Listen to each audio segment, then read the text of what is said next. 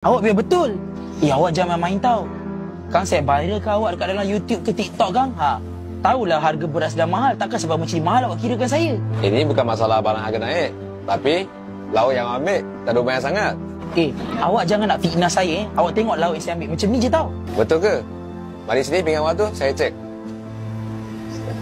Ni, macam mana ada telur ni? Ada naga ni.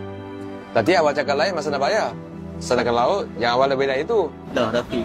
Kenapa awak macam ni? Kalau tak cukup pun janganlah sampai macam ni. Saya minta maaf Syarul. Bos Mario, saya janji saya takkan buat lagi macam ni. Lain kali jangan macam ni. Kalau awak tak cukup ni, boleh beritahu saya. Saya pun boleh sedekah atau kira harga lebih kurang. Tapi cara awak buat ni berdosa. Takut makanan yang mengalir dalam badan awak tu jadi makan alam. Lain kali jangan buat lagi